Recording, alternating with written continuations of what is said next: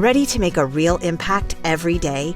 Join the Active Day Home Care team and help clients maintain their independence in the comfort of their own homes. Make a difference in someone's life as you provide essential daily assistance and protect their health and happiness. Earn up to $20 an hour and enjoy additional perks like optional daily pay, 401k, paid time off, ongoing educational training, and more. Join a team that values care, compassion, and your professional growth. Visit ActiveDay.com to apply. Fear of doom, no fear of doom. We are American Freedom Radio. American Freedom Radio.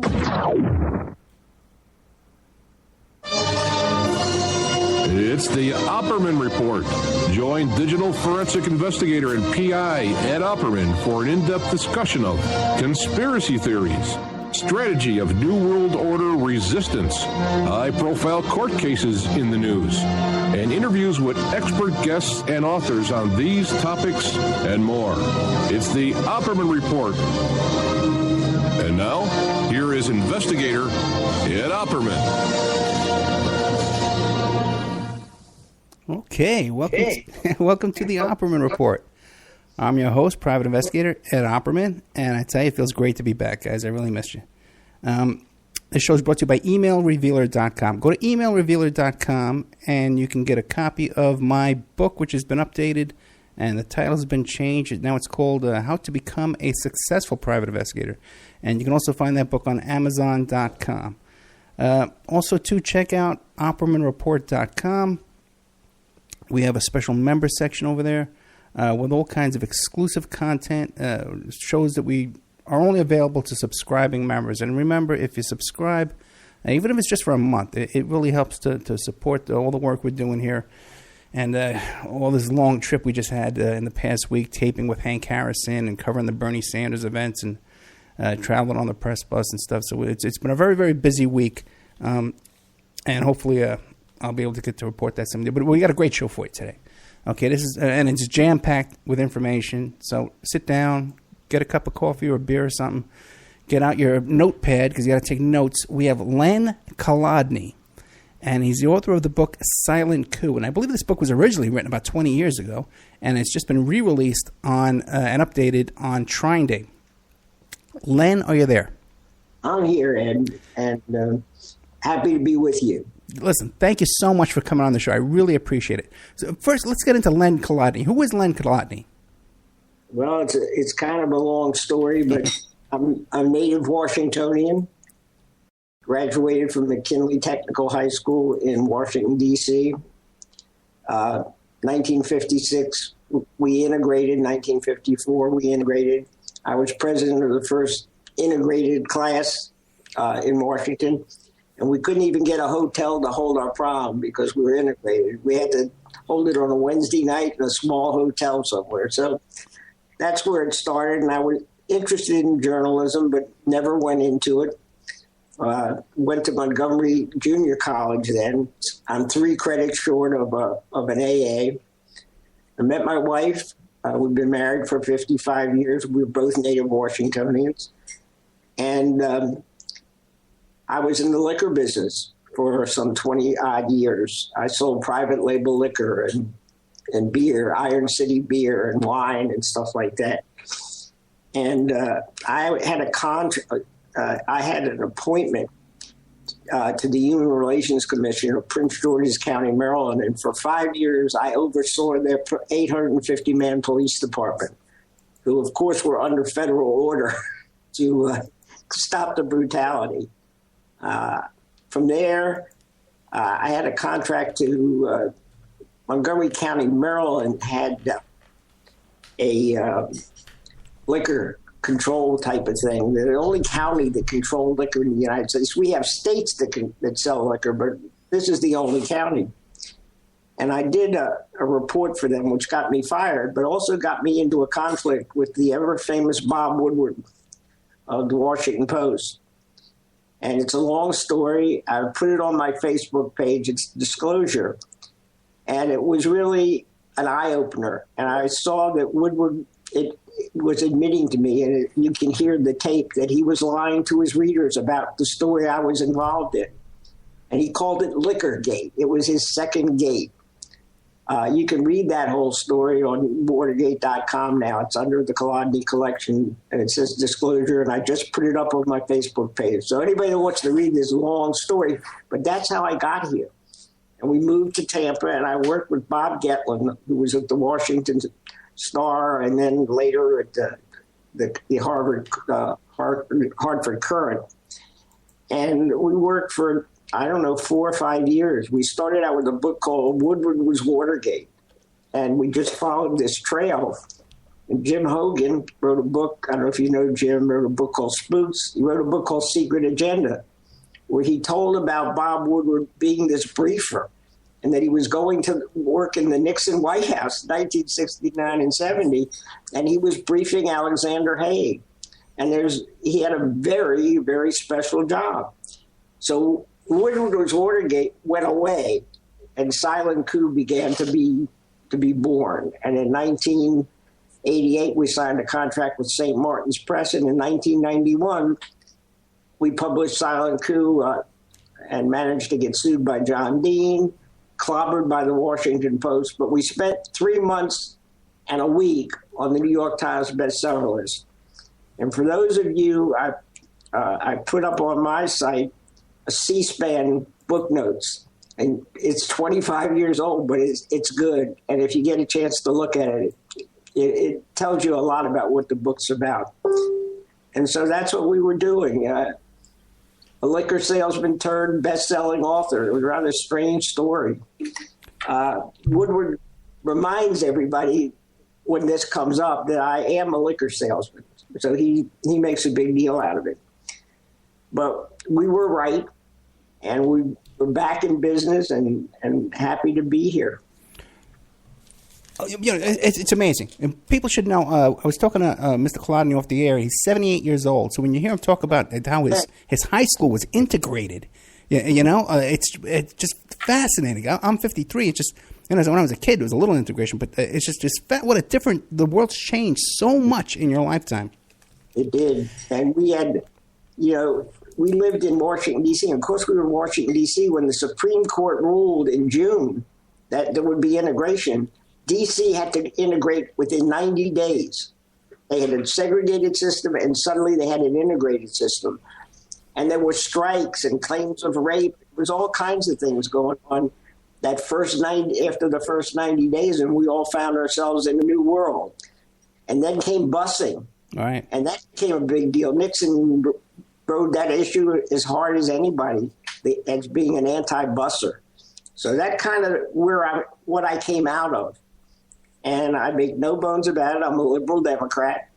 I've always been a liberal Democrat, except during the Vietnam War when I found myself opposed to Lyndon Johnson and what happened there. But Nixon came in, and as we now know, he could have ended that thing right away, and he didn't. He virtually bled us out of Vietnam while he was using Vietnam as a bargaining chip with the Chinese and the Soviets. It's a horrible story. It's much worse than Watergate. Give us an overview. And remember, right before we went on the air, I asked you about an overview of Silent Coup. Give us an overview of what the story is. Silent Coup starts on day one of his presidency. He got sworn in January 20th, 1969, and he swore to uphold the Constitution of the United States. Goes back to the White House and signs a document called NSDM-2. What he did is reconfigure the National Security Council so that it had all the power that used to belong to the State Department, used to belong to the Defense Department, used to belong to the CIA.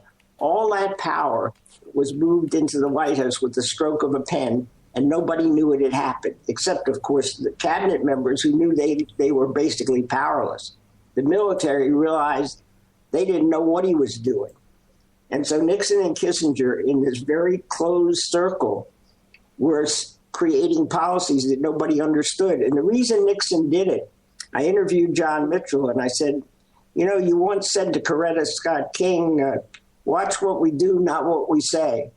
Well, that's what they were doing. You had to watch what they did, not what they said. And I said, didn't you do the same thing with the Chinese? And he said, yes. And I said, John, what kind of government is he? He said, Len, if we didn't do this, if we didn't do a secret government, and he said it was a secret government, we couldn't have got it done. We couldn't have got China done if the Congress knew what we were doing. So by taking those positions that were confirmable, that had to report to the Congress of the United States, they were out of the loop, and only the unconfirmed Henry Kissinger was in the loop. And that's the way he functioned. And when Mitchell told me that, the next day or 2 days later, I called Bob Haldeman. And I said, Bob, let me read you. John Mitchell said you guys were running a secret government. He said, yeah, we were running. Of course we were running a secret government. So the next day I tried John Ehrlichman. I got exactly the same answer. You can read about the secret government in more detail in Ray Locker's book, Nixon's Gamble, which just came out in October. It's built on silent coup. So the first day, the war actually started, and it caused great tension. The military did not know what Nixon was doing in Vietnam. He was taking troops out. He called it Vietnamization. And they didn't know how many troops. They didn't know what he was bargaining for in Paris at the peace talks. So they felt they had to penetrate the secret government. And led by Admiral Moore and an Admiral Rembrandt Robinson, who was the inside guy at the White House. The military has an office at the White House, and they have a senior officer there who sort of is a liaison with the chairman of the Joint Chiefs. And so they used that office to launch their spy ring. Well, Nixon didn't understand that Henry Kissinger had brought with him, or I should say, made his deputy, Alexander Haig, who was a colonel. Haig didn't agree with Nixon's policies. So after about a year, he became the middleman. He was the guy in the White House that told them what to steal, because they put stuff in burn bags. So they had to know which ones to go to get the secret stuff out. And so eventually that went on for about a year and a half before it was discovered, because there was a leak to Jack Anderson, which led to the uncovering of the spy ring. And in December of 1971, Nixon is confronted with this spy ring. And he keeps saying things like Haig had to know and all this. And he called it a federal offense. He was getting ready to prosecute the chairman of the Joint Chiefs. And John Mitchell said, no, you can't do that. And he used these exact words, we've got to paper this over. And they did. That's exactly what they did. And when, just a few months later, Admiral Moore, who was the chairman of the Joint Chiefs and the head of the spy ring, comes up for reappointment, and Nixon reappoints him. Now, John Ehrlichman tells me, hey, we had a pre-shrunk admiral. Why not? Well, I can give you a lot of reasons why not. And the same thing was true as we move toward what would be Watergate, which is only going to happen 6 months later. So that kind of sets the stage for what's going to happen in the next period of time. Now, why wouldn't Nixon just put his own people in the Joint Chiefs and these cabinet positions? Why couldn't he just fill them with loyal people? Well, he put people in there who like Bill Rogers was Secretary of State, but he wasn't really Secretary of State. He didn't know what Nixon was doing. The whole idea was don't put anybody in the secret government that has to answer to the Congress. Okay. That's the key to why it had to be secret. So you couldn't have cabinet members who actually did anything. I mean, Nixon was his own Secretary of State. He was not telling Mel Laird what he was doing with the military because Mel Laird was confirmable and of course, had to go and testify before the Armed Services Committee. Well, he can't know what we're doing. And then the worst fight took place between Dick Helms at CIA, who really went to war with Nixon. So, I mean, this is a president who came in and did something no president had ever done before. And once this thing was in place, it functioned. And he was able to, without anyone knowing it, cut a deal with the Chinese. I mean, he pops up in China like out of nowhere, but at a cost. At a cost in Vietnam, The reason for that leak to Anderson that I talked about was because we needed Pakistan as a middleman to get us to China. So therefore, we took the Pakistan side against the Indian side in their war. And the Soviets were taking the Indian side. We actually had our battleships were headed toward each other at the time of the leak. If the leak came, maybe we'd have ended up at war with the Soviets. So who knows? But we've never seen anything like it before. This was a power grab unlike anything in American history. Now, do we know the names of the people that Nixon had in place in this secret government? And are any of them still around today? Well, it was basically him and Kissinger. You can throw in Mitchell. You can throw in Haldeman. You can throw in Haig. He thought Haig was loyal, but he wasn't. It's a complicated story about this foreign policy fight.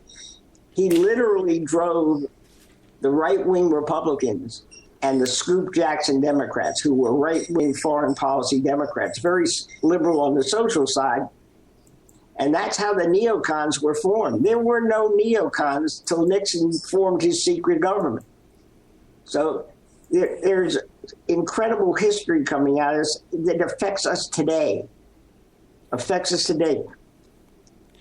When we threw Nixon out, forced him out, and think about this.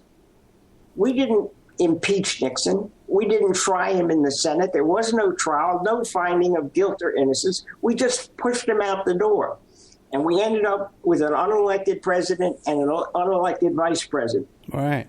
Never happened before. Horrible. It's the worst thing to come out of this. And while we got Nixon out for Watergate, the secret government remains in place. Barack Obama can go wherever he wants and kill people with drones under that power that Nixon stole. This is why Iran-Contra happened. Iran-Contra, Reagan used the secret government to cut that deal. So it didn't end with Nixon, and it's going on today. And the fight goes on. It really is truly remarkable what the end results of the Nixon years were. He was very liberal in his, or moderate to some, but liberal, I would say, on his domestic policy. But it was his foreign policy that shook everybody up. I mean, one day you hate the Chinese, and the next day you're there. And you think about it this way: you're a guy fighting in the trenches in Vietnam, and your boss is there toasting Mao Zedong. I mean, that's what they saw. It was like Roosevelt watching Hitler get toasted. It's just crazy. He didn't prepare the very people he needed to prepare for what he was going to do. And so you have this, we didn't win the war in Vietnam. I mean, how does it feel to a Vietnam vet to hear that war was a mistake? Or Iraq. Well, we're glad you went, but Hillary Clinton says it's a mistake. She voted the wrong way. I mean, this is nuts. But it basically shifted a huge amount of power away from the Congress and gave it to the president with a stroke of a pen. And the Congress, as usual, when they found out and realized they had a problem, that Nixon was invading countries without consulting with them, they passed the War Powers Act of 1972, which says, oh, by the way, Mr. President, you can invade any country you want, but you got to send us a letter in 60 days. That was their answer to the secret government. And that's in place today. Barack Obama goes into country X, send them a letter. Okay. Oh, by the way, we can't even deal with approving your letter or not.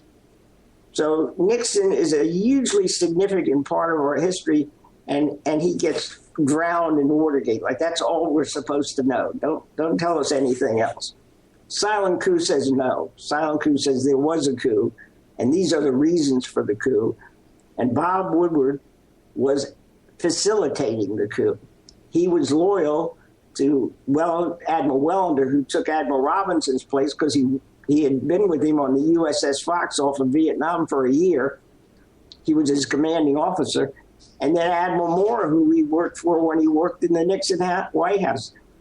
John Mitchell didn't know that Woodward worked in his White House. I said to him, did you know? No. And the same thing with Haldeman. They had no idea that this Lieutenant Woodward was coming to the White House pretty regular basis because he was manning their secret back channel, the one they put up to go around the government. It was the secret government's back channel. That's what Bob Woodward was doing. So Woodward was originally working for the secret government, but then went to work with the spy ring? He worked for Admiral Moore in the Pentagon. He manned what contained the secret back channel around the government.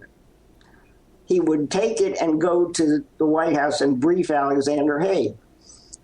He didn't know I don't think he knew there was a secret government, but he would certainly learn it later because everybody in it but the yeoman who did the actual stealing were either his commanding officer or somebody he reported to. And then in 1974, when the spy ring was revealed by two reporters, Dan Thomason and Squires over in Chicago at the Tribune and whatever the rival paper was at the time. And the next day, Woodward had a story. Of course he did. And it covered up the spy ring. Cy Hirsch, on the same day, published the real truth about the spy ring and who was involved. So Woodward writes this story about Admiral Wellender, his former commanding officer, and Moore, his last boss at the Pentagon. And there's a big picture of Admiral Wellender on the front of the Washington Post. You get to the end of the article, it doesn't say anything like, well, used to be my commanding officer. None of it. No revelation. He failed to disclose his conflicted ties to these people and wrote a story that they would want him to write. It's an incredible story. It really is. Why don't we start? Coup. Why don't we do this? Give us the whole background on Woodward, his military background, his whole history, how he got into the White House, and what his involvement was through this whole thread. Woodward comes from DuPage County, Illinois. His father was a judge, was in the Navy. Woodward graduated high school, and he went to Yale on an NROTC scholarship. He was at Yale for 4 years, graduated with honors, belonged to one of their secret societies, and he would now have his first assignment on what he owed the government for his education. That meant 4 years active duty, 2 years of reserve. First year, Bob Woodward's assignment was the floating White House, the communications department of the floating White House, which is a big deal. And you're tied very closely to NSA. I mean, he was in a very, very sensitive job as a young lieutenant. Every promotion, he was ahead of the game. He got there faster than almost anybody else in the Navy. I called admirals in charge of personnel. Nobody had heard of it. And I would say this to your listeners. We have in the collection at Texas A&M, all my interviews were taped. So everyone I'm talking about now, you can generally find them on tape and what they said to me and what I said to them. Woodward then went on the USS Fox, which was off of Vietnam for a year. And he worked under Admiral Wellender. It was not a very big ship. He then comes back into a communications job outside of Washington, which is going to be his 4th year. At somewhere like around 2 or 3 months into that year, he gets extended another year, and the extension puts him at the Pentagon and puts him in the job that I'm talking to you about under Admiral Moore, going to the White House. That would be 69 and 70. He leaves the White House in September of 1970, and he goes to Boston because he's going to go to Harvard Law School. He's been accepted at Harvard Law School. And then for some unknown reason, Bob Woodward goes back to Washington and decides, no, I'm not going to be a Harvard lawyer. I'm going to be a journalist. I'm going to go to the Washington Post cold and get a job. So he's out, but we can't find out how he got out. We tried his military record to find some way that he was severed. He still owed them that 6 year. Oh, wow. He's not serving it. All of this is, of course, as I said, in the Colodny collection at Texas A&M. It's a fascinating story. So he goes to the Washington Post, Usually you have to go through human resources before you get to the editors or get interviewed. According to Rosenfeld, who was an editor at the Washington Post, he claims there was pressure from the White House to get Woodward a job. Now, that's strange. If the Nixon White House wants to get him a job at the Post, I don't know about that. But the Post does something really unusual with Woodward. They give him a job on trial. He can write for 2 weeks, and if he writes anything good, they'll print it, and if he doesn't write anything good, they'll say goodbye to him. So at the end of 2 weeks, they said goodbye to him. And he went to work in a little paper in Montgomery County, Maryland, called The Sentinel. So I interviewed Roger Farquhar, who hired him. And I said, well, why did you hire Bob Woodward? He's got no journalism experience. He says, well, he came into my office. How many guys from Yale do I get? He said, I don't see anybody. He never came to me from Yale. And he had this glowing letter from the Navy recommending him for the job. He said, I've never seen a letter like it. Then he goes on to say, Woodward stood in the doorway and said to him, Mr. Farquhar, I want this job so bad I can taste it. So the combination of the letter, Yale, and I can taste it got him the job at the Sentinel. And he worked there for a year. He did talk about going to the Chicago Tribune. He seemed, people that I interviewed that worked at the Sentinel said he seemed to know things all over the world that nobody else knew. And then at the end of a year, almost exactly a year, he went to the Post and went in as a young reporter. And that's the history up until being a Post reporter. Okay, let me ask you a couple of questions about Woodward. Now, I recall in my fuzzy memory something about Woodward, or maybe it was Bernstein, but I believe it was Woodward, was stationed at the same base that Oswald was at one time stationed at? You know anything about that? No. Okay, then it's something I want to be fully disclosed to your audience.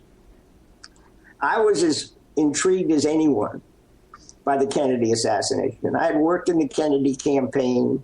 I love John Kennedy. I thought he was great. I think he was pointing us in the right direction and took it really hard. My son is named after John Kennedy.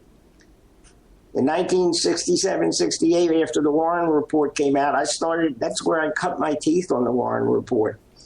And I still have a picture. I did a television show with John Hightower Jr. in Washington, a small television station. And they treated me as if I were a Warren Commission expert, not an advocate.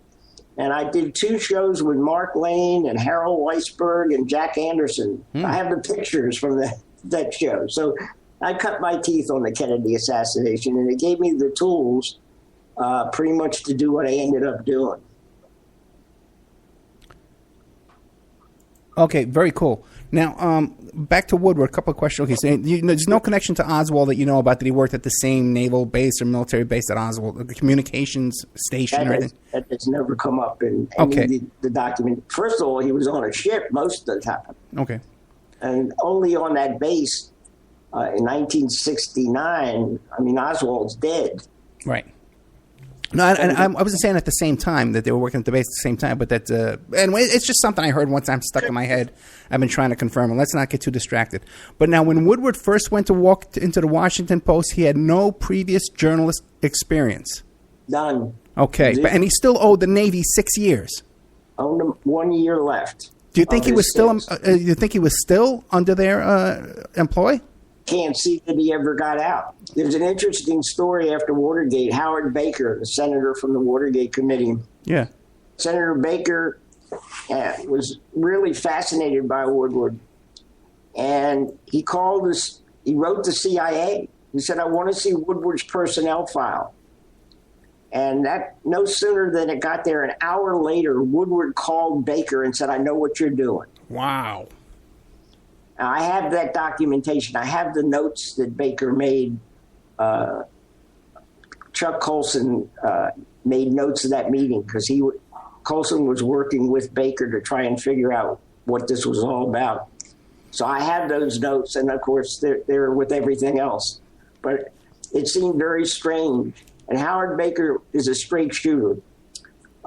His aide, Howard Liebengood, who had been his aide for years and been Sergeant at Arms of the Senate, he helped me a great deal with Silent Coup. He was a big believer in Silent Coup. He passed away at a very young age of a heart attack. But I don't know if I could have written parts of this book without Howard's help. So Baker thought that Woodward was CIA. Enough to ask the CIA for his personnel file, which, by the way, he never got. Amazing. Now, so you go ahead. I'm sorry, I just got so much. This is great stuff. Now, does Woodward deny all this stuff about working at the White House? Yes. Oh. We have online, we have the tape of Mel Laird, Secretary of Defense, saying, yes, I know Woodward briefed Alexander Haig. And then he said something that was really telltale. We're talking about the Secretary of Defense. We're not talking about.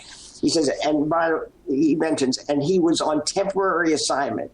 How in the hell did the Secretary of Defense know that Bob Woodward's on temporary assignment? That was very strange. We called Admiral Moore, and Moore told us, yes, he sent Woodward to the White House to brief Haig. We had an hour and a half interview with Woodward, which is on tape and on my website. And I knew when we asked him the question about that I already had more in our pocket. Bob Gettlin and I, we knew when he said no. He said, I defy you to find one person that says I ever briefed anybody. Forget about briefing Alexander Haig. He says that in light of four people. Roger Morris, who was in the National Security Council, told us he saw Woodward come to visit to brief Haig. Now, he goes through all these denials, but then he reveals Deep Throat. And he explains how he met Mark Felt. And he says he met Mark Felt outside Haig's office, working for Admiral Moore. Exactly the stuff he was denying to us in Secret Man. He now says, yes, I was working for Admiral Moore, and I met Mark Felt outside Haig's office. Now, it isn't Mark Felt. That's a lie. But he's conceded now that he worked for Admiral Moore and he went to the White House and he met his secret source there. It's stunning. I'm telling you, the American people have this beautiful picture of a movie, Robert Redford playing this reporter who gets rid of a bad president.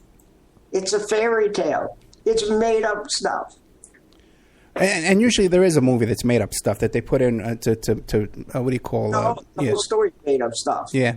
Now, what do you think? Are you familiar with Robert Merritt? Yes, I dealt with Robert Merritt. Look. What do you make?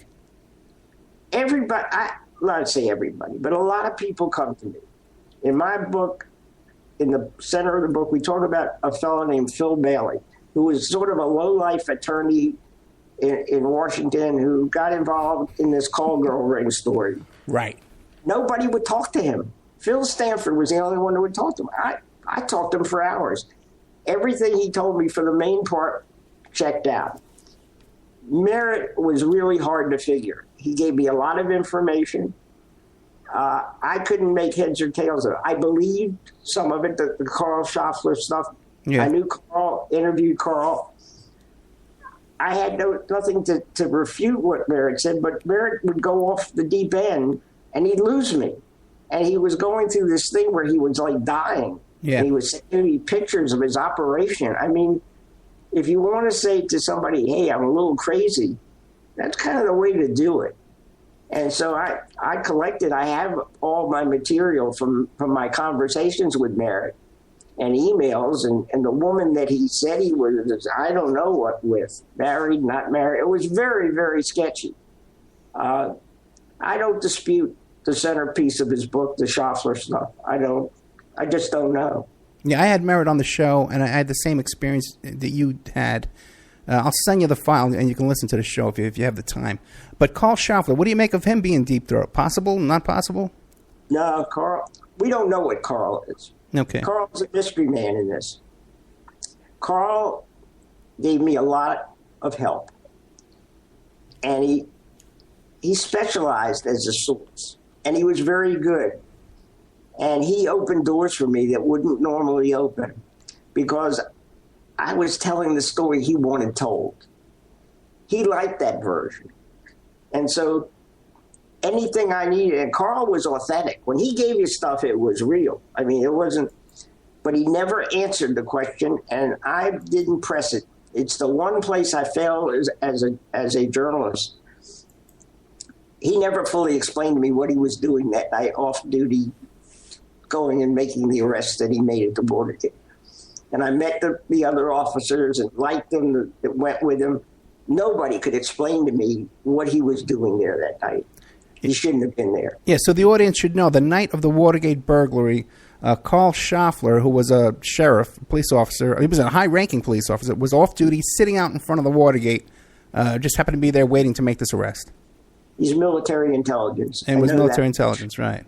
Definitely. Look, after I'd written the book, and I'm watching 2020 one night, there's Carl Schaffler, now a fireman in Prince George's County, Maryland, and he's over like in the Middle East doing something. Carl, a great guy. You'd love Carl. And I did, and I was so happy with what he was giving me. I didn't do what I should have done and pressed hard because the story doesn't make sense. Look, everybody involved in that break-in, except for Gordon Liddy, was CIA. You telling me that the head of the CIA doesn't know all his guys are breaking into the Watergate? Can't prove it. It just doesn't make any sense. Is Carl Schaffler alive today? No, he died. He just died. No, some time ago. Okay. He was overweight and a heart condition. Look, that's the great, outstanding Watergate story. Did the CIA order it or not? And I couldn't prove it, and I didn't press it. So, some other author take the pieces, and maybe they'll be able to prove exactly why all these CIA people were involved. Howard Hunt, the Cubans. What are they doing there? I mean, you just don't pick up the phone and say, oh, CIA needs, John Dean says, I need some help. There's a great book about the call girl ring. And if you haven't had him on, you should. Phil Stanford. Yeah, I have had Phil Stanford on. Stanford has got the black book, and he's nailed John Dean. Right. And it proved that part of Silent Coup was correct. John Dean sued me, and it was a 7-year-long suit. I got paid $410,000 to let John Dean dismiss his lawsuit by insurance company State Farm. It's the craziest thing I've ever seen. And he did everything he could to prevent summary judgment from being rendered in that case. My attorney, Martin Lobel, when we did this deal, which was very hard on me to do it, but I just couldn't, I had to make the deal. And he went and wrote an order for the judge. When a case ends, each side puts in front of the judge the order they'd like signed. Sure. So Marty made my order. John Dean can never sue me again for Silent Coup. And the judge signed it. So there's a federal court order that protects me from the ever-present John Dean. Well, it's all very strange. Well, great. Good for you, but I'm not on that order, so I got to be careful. Let me ask a question now. You mentioned that Phil Sanford and Robert Merritt were involved with this attorney who was in, and you mentioned that. Who's that attorney? Merritt? Phil Stanford was involved with Bailey. He's the one that got Bailey to talk, and he was going to write a book. And he was seeking some help for it, and he gave an outline to John Mitchell. When John Mitchell passed away, his estate sent me all the papers he had on Watergate. So that's how I found out and found Phil Bailey through him and Jim Hogan. Phil is just a great journalist, and he got the little black book. He got Heidi Reichen's book. And there's a name in there that just tantalizes me. Sam Dash, the counsel for the Watergate Committee, the Senate Democrats, is in the Call Girl book. Wow. He and Senator Weicker from Connecticut on the Watergate Committee, they're in the book. Jeb Magruder's in the book.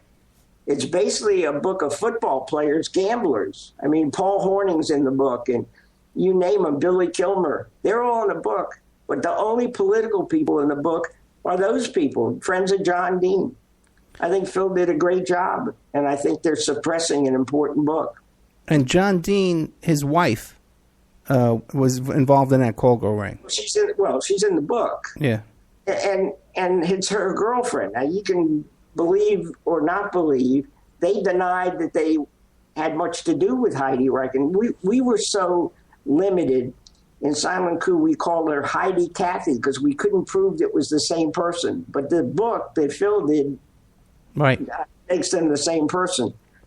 From my viewpoint, great. It's great for Silent Coup that we're right, but it's not a very important part of the book. It really isn't. It's the power fight going on in the White House and how they used John Dean and how they used Watergate in the end not to have a trial. Alexander Haig could not afford a trial in the Senate, or his role in the spy ring would have come out. He was also in charge of 17 illegal wiretaps on reporters and staff at the NSC. If that had all come out, he'd have been gone. Moore had been gone. A whole lot of people didn't want Richard Nixon to get on trial and have a trial in the Senate. I became familiar in the last few years with Roger Stone. Okay. Roger's book, Nixon Secrets. And Roger was very interesting. He called me, said, I want to come to Tampa. I want to spend some time with you. And I said, well, we're not exactly politically sympathetic, but, I'll listen. And so he had been a big fan of Silent Coup, but he didn't know I wrote 40 Years War, and he was treating Haig with kid gloves. And then he read 40 Years War and saw this big power fight and that Haig was on the other side. He said, Len, I'm going to have to take a third of my book out now and put your version in, and he did. So if you look on my website, it's politically, I got Russ Baker endorsing this book, I got Roger Stone endorsing this book, and I have Ray Locker in the middle endorsing this book. All pictures holding my book. So it crosses political lines. I'm very excited about where Silent Coup is today. Okay, just to take, so am I. I'm very excited about this show, and I definitely want to have you back. Now, let me ask a couple of questions. First of all, before I get too far off track, what do you think about Stone's involvement now with Trump, and you see Manafort popping up and Buchanan popping up? What does this make you feel when you see this? Well, it doesn't surprise me. I will be honest. If I were in a gut fight in the street, I want Roger on my side. I didn't buy the story that he quit and that he was fired. Roger and those guys, they are the campaign. Right. They're very smart guys. They ran the Reagan campaign. It's no accident. And I look at it on one side, I admire Roger. On the other side, hey, look, it's this isn't beanbag. It's politics, and that power fight I talked to you about in the White House, it's going on now. This country's in trouble. It has serious, serious problems, and you're nominating two candidates that apparently nobody likes. So it's a very, very strange thing. And in American politics, until you stop legalizing bribery in this country, right, the American people don't count. They, their vote, hey, be my guest. But at 78 years old, you've never seen anything like this before. I believe that this is the result of what I've been seeing for 40 years. I think this country took a steep turn in 1981 with Ronald Reagan. Right. I, for one, and believe it failed. Reaganomics failed. It crashed. The deregulation part crashed. The tough defense thing that ended up, look who he made Secretary of State, Alexander Haig. Come on now. Right. And we haven't even begun to talk about the mentor to Kissinger and Haig, Fritz Kramer. That's a subject for another day. But there was a horrible split inside this White House, and Reagan won. If Nixon had survived, there wouldn't have been a Ronald Reagan because he never would have got the nomination. He did, and he changed it in basic ways. and it all collapsed in 2008.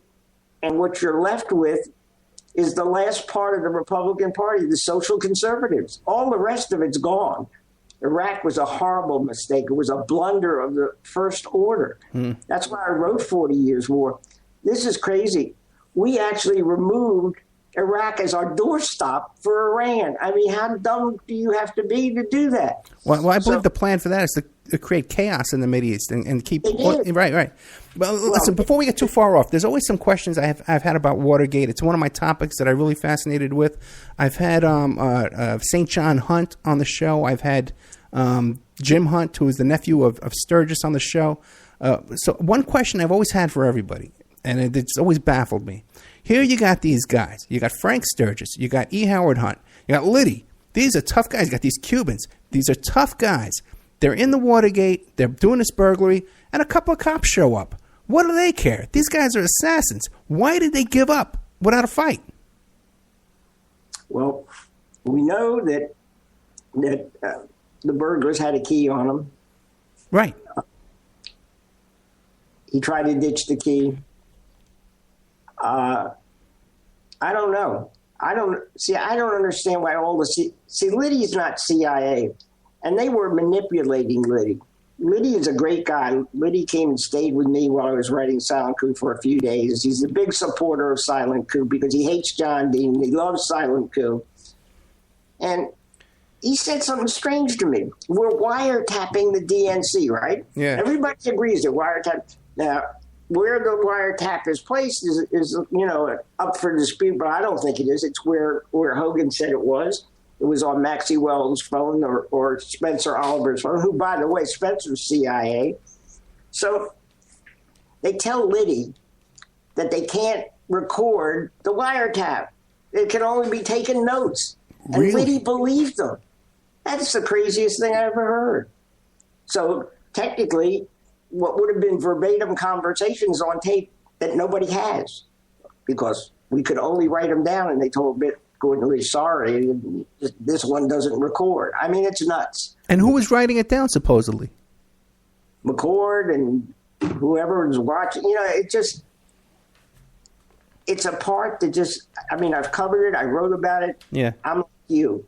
I don't understand what they were doing there, who they were serving. Who did they think they were serving? There's an interesting story. The Heidi Reichen call girl lady was the mob. That's who she was with. That's why she has all these gamblers, sports betting and stuff like that. And here, this Phil Bailey is the guy, this lawyer, this guy who represents lowlifes or whatever. He's arranging this deal with the DNC. So this call girl ring that's doing the CIA stuff. They were what it was, the Columbia Plaza. These diplomats would come there during lunch break and have sex, but it was in that apartment, so you wouldn't even know that's what they were there for. And the CIA would record it. It's that operation that was transferred or made also doing the DNC with Bailey. In April of 1972, Bailey gets raided by the FBI. And now the worry is not only could this be a problem for the CIA, now it's a problem for Dean, it's a problem for just about anybody. And then in the pictures that they got out of Bailey's house is a picture of a woman having sex with a dog. Without telling you who it is, the woman is married to a Supreme Court justice. So you've got power all over the place. Who knows? What was the reason why the FBI was raiding Bailey's office or his home? Bailey was a target. He was doing some things. I really can't explain it, but he was a target. They raided him. It caused great problems for John Dean and Heidi Reichen because they were doing the DNC at that time. It's hard to explain. I really can't. I think in order to understand it, Ed, we've got to understand what got them there. It's all very, very strange. The John Dean part of the story sticks. Okay, I want to go over the whole John Dean story as a thread, but before we get to that, what about the theory that there was some kind of pedophilia, child sex ring, and that's what they were in there trying to recover? And they got him for taking a woman across state lines that was too young. That's what they got him for, a traffic ticket. They got who? Bailey. That's how they finally got him. Oh, okay. They get him on a traffic ticket. Is Bailey alive? No, he passed away last year. But Bailey's alive in my collection. Gotcha. Bailey, I'm sorry. Yeah, I want to ask you one more question. No, go finish your thought about Bailey. I'm sorry. Bailey finally gets nailed for this traffic ticket. He goes to court. Judge Ritchie is the judge, a judge very close to John Dean, to another party. And he says, I'm going to send you to St. Elizabeth's, the crazy house in Washington, to have you psychoanalyzed, see if you're crazy or not. But we don't have room for you there now. So for the next 3 months, it's okay if you practice law. So I think you're crazy, but it's okay if you practice law. I mean, it's that kind of, it's in silence, right? This is a big story, and it just tends to go all over the place if you let it. Yeah, I know. Okay. I got to ask you this before we get to Dean, okay? Doug Caddy. I don't have a lot to say about Dean. Go ahead. No, you don't? Okay, I want to hear it because Dean is behind a lot of this, but okay. But Doug Caddy. I had Doug Caddy on the show, and I think I'm the third person in the whole world to ever interview him on the radio. What do you make? Have you talked to him? What do you make of him? Yeah, I like Doug. I never look when I'm writing Doug's CIA. Right. What's really interesting about Doug Caddy, who represents the burglars in the first hours after the Watergate break-in, what isn't known about him generally is he was working in John Dean's office at the same time he was representing the burglars. That's crazy. Think about that. He's a volunteer in John Dean's office. He had been for a couple of months. And now he's representing the burglars. So, I mean, he certainly changed positions politically. And I like Doug.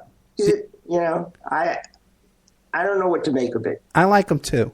He's a nice guy. Yeah. But he goes way back to Jim Garrison and all kinds of guys in the Watergate and I mean, Doug and JFK.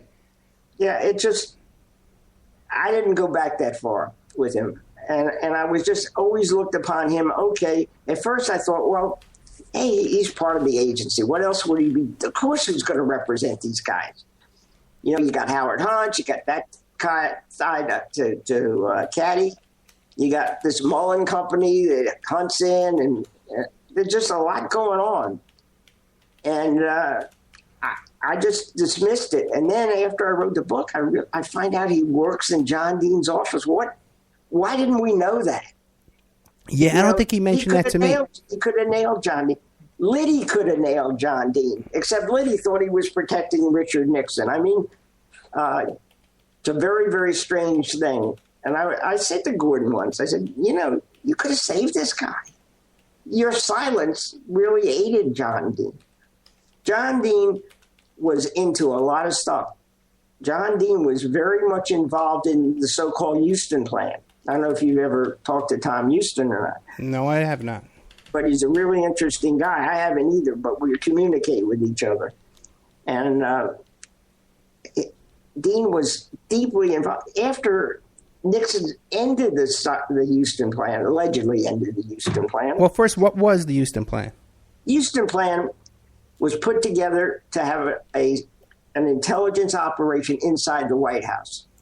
And what it did is it was going to take the role of the FBI and the CIA and merge it into this central plan.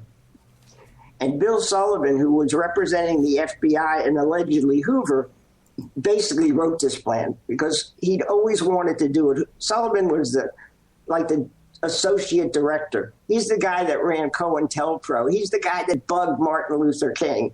This guy is, he's like a legend in this thing.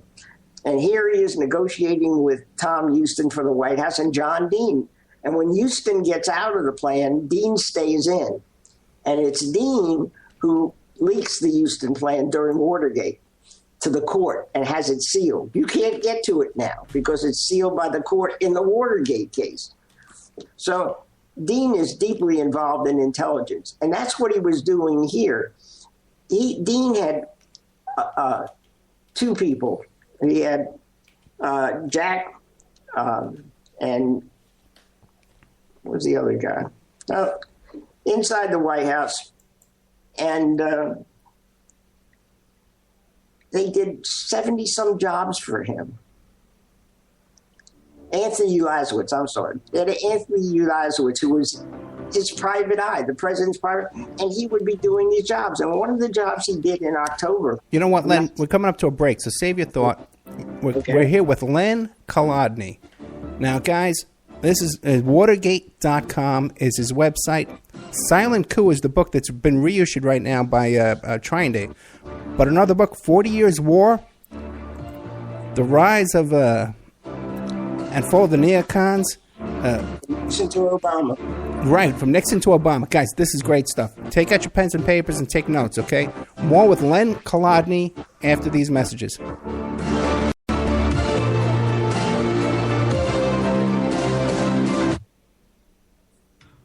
All clear, gentlemen. You got about 4.5 minutes. You want to take a little break? Yeah, but don't forget that you got to keep playing. Okay, will do. Okay, man, thanks. Welcome to the world's meeting place. American. It's practically narcotic. Freedom. Oh, yes. I like it very much. Radio. You're an American institution. American Freedom Radio. Did you know there are 3 million edible food plants on Earth, and none have the nutritional value of the hemp plant? HempUSA.org offers you hemp protein powder. It does not contain chemicals or THC, is non-GMO, and is 100% gluten-free. Hemp protein powder burns fat, builds muscle, contains 53% protein, and feeds the body the nutrients it needs. Call 888-910-4367 and see what our powder, seeds, and oil can do for you. Only at HempUSA.org. HempUSA.org introduces 3 brand new detox formulations of microplant powder. Brain Fuel for depression, bipolar disorders, and stress. Total Care, anti-cancer agent that cleans the liver and organs and increases memory. Rejuvenate, invigorates and heals the body, mind, and spirit. These products are your alternative to pharmaceuticals. Call 888-910-4367 and like us on Facebook. We ship worldwide. Only at HempUSA.org. The last hour of American Freedom Radio you have been listening to is proudly sponsored in part by BigReggaeMix.com, the global healing station. Produced by Mitch Santel and executive produced by none other than Errol Brown, winner of 5 Grammy Awards and the last producer and engineer of Bob Marley. Visit us now at BigReggaeMix.com for the latest show schedule, updates, and blog postings. And don't forget to follow us on Twitter, too. BigReggaeMix.com. Everybody talking about gun control. Gotta get rid of the guns. I like guns. You got a gun, you don't have to work out. I ain't working out. I ain't jogging. You don't need no gun control. You know what you need? We need some bullet control. We need to control the bullets. That's right. I think all bullets should cost $5,000. You know why? Because if a bullet costs $5,000, there'll be no more innocent bystanders. Every time somebody gets shot, they'll be like, "Dad, he must have did something." So they put $50,000 worth of bullets in his head. And people will think before they kill somebody if a bullet costs $5,000. Man, I would blow your head off if I could afford it. I'm gonna get me another job. I'm gonna start saving some money, and you a dead man.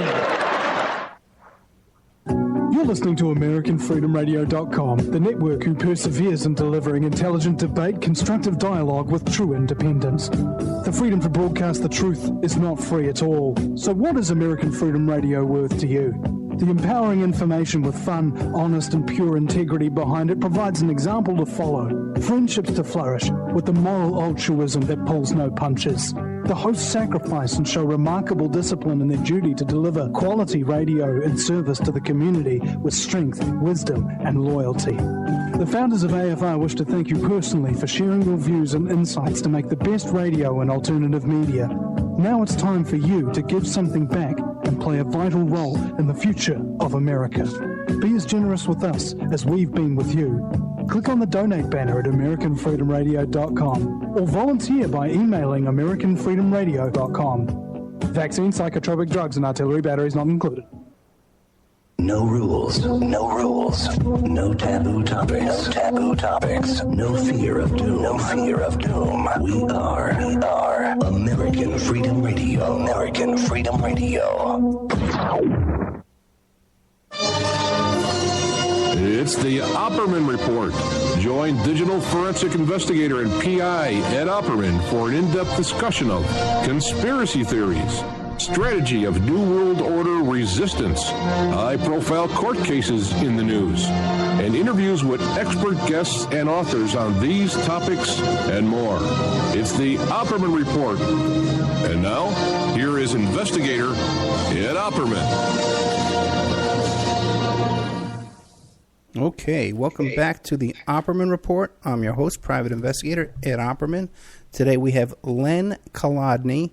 He's the author of the book Silent Coup, also the author of the book 40 Years War, The Rise and Fall of the Neocons from Nixon to Obama. Incredible stuff. His website is Watergate.com. He's got incredible stuff on there.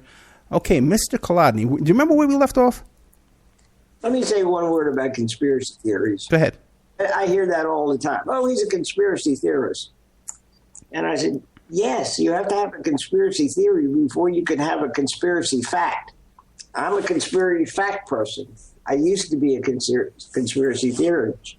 And I sent that email off to my friend Gerald Posner. And he said back, like, laugh. Yes. So I asked him, is the case open? And I guess it still is. He likes Silent Coup a lot. So it just occurred to me. The other thing that it's very difficult because you really have more than one story here. Right. And it's hard, much harder at 78 to shift gears than it was at 53 when I wrote Silent Coup. And to get back to the root of Dean and intelligence, when Nixon became president, he appointed John Ehrlichman, and John Ehrlichman hired an ex-cop, New York cop named Jack Caulfield. Right. And Jack Caulfield then went out and hired Tony Ulazowitz on a job-by-job basis for Nixon. So Ehrlichman was basically his boss, and he did run jobs, including Chappaquiddick, for the president. He went up and posed as a newsman. And so here you have this operation going that the president has his own private eye, and we have a chapter called The President's Private Eye.